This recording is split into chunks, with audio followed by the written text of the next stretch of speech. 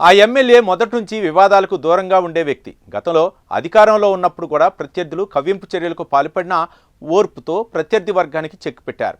ఆయన soft nature నచ్చి నియోజకవర్గ ప్రజలు మరోసారి ఆయన్ని ఎన్నుకున్నారు. కానీ ఇప్పుడు ఆయన పూర్తిగా మారిపోయారు. సై అంటే సై అంటూ దూసుకెళ్తున్నారు. ఆయన దూకుడుకు పార్టీ అధిష్టానం బ్రేకులు వేస్తుందో లేదో ఈ స్టోరీలో చూద్దాం.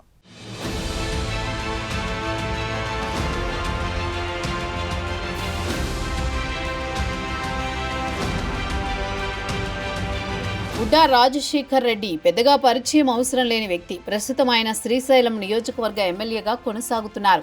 చాలా సౌమ్యుడు అని ఆయనకు పేరుంది. అధికారంలో ఉన్నా ప్రతిపక్షంలో ఉన్నా వివాదాలకు దూరంగా ఉండే వ్యక్తి. గతంలో పార్టీ జిల్లా అధ్యక్షుడిగా పనిచేసినప్పుడు కూడా ఎవరితో విభేదాలు పెట్టుకోకుండా సమర్థవంతంగా పనిచేశారని పేరుంది. ప్రతిపక్షం ఆయనను పలు విధాలుగా ఇబ్బంది పెట్టినా తనదైన శైలిలో వారికి సమాధానం చెబుతూ నియోజకవర్గ అభివృద్ధికి కృషి చేస్తున్నారు.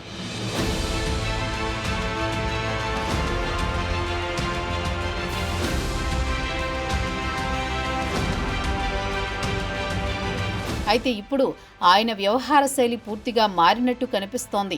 ఏడాది క్రితం జరిగిన ఎన్నికల నుంచి పూర్తి దూకుడుతో పనిచేసి ఎమ్మెల్యేగా గెలిచారు. ఎమ్మెల్యేగా గెలవడం కూటమి పార్టీ అధికారంలోకి రావడంతో ఆయనకు అడ్డు అదుపు లేకుండా పోయిందని నియోజకవర్గంలోని టాక్ నడుస్తోంది. నామినేటెడ్ పోస్టులు, లిక్కర్ షాప్ టెండర్లు తమ వారికే దక్కే విధంగా మిగతా వారిని కట్టడి చేశారు. నియోజకవర్గంలో ప్రతి విషయంలోనూ ఆయన చెప్పిందే జరగాలని మొండిగా వెళుతున్నారని ప్రచారం జరుగుతోంది.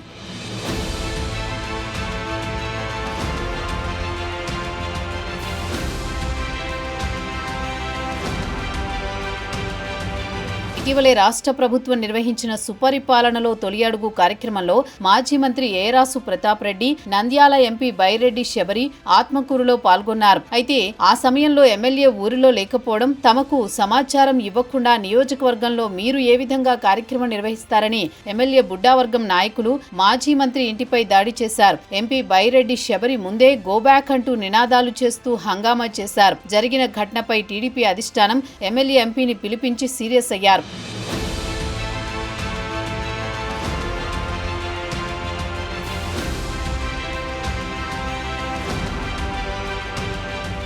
శ్రీశైలం శిఖరం వద్ద జరిగిన ఘటన ఇప్పుడు రాష్ట్ర వ్యాప్తంగా చర్చనీయాంశంగా మారింది. రాత్రి సమయంలో శ్రీశైలం పర్యటన ముగించుకుని తిరిగి వెళుతున్న సమయంలో ఎమ్మెల్యే వాహనాలను అటవీ శాఖ అధికారులు ఆపారు. దీంతో ఎమ్మెల్యే బుడ్డా రాజశేఖర్ రెడ్డి ఫారెస్ట్ అధికారిపై చేయి చేసుకున్నారు. వారిని వాహనంలోనే ఎక్కించుకుని దాడి చేసినట్లు ఫారెస్ట్ అధికారులు ఆరోపిస్తున్నారు. జరిగిన ఘటన అక్కడ ఉన్న సీసీ కెమెరాల్లో రికార్డు కావడంతో విషయం సీరియస్ గా మారింది. ఏకంగా CM Chandrababu, deputy CM Pawan Kalyan జరిగిన ఘటనపై సీరియస్ గా ఉన్నట్టు తెలుస్తోంది. బుడ్డా రాజశేఖర్ రెడ్డిని చంద్రబాబు పిలిచి గట్టి వార్నింగ్ ఇచ్చినట్టు తెలుస్తోంది. మరోవైపు డిప్యూటీ సీఎం పవన్ కళ్యాణ్ చట్టపరంగా చర్యలు తీసుకోవాలని చెప్పినట్టు తెలుస్తోంది.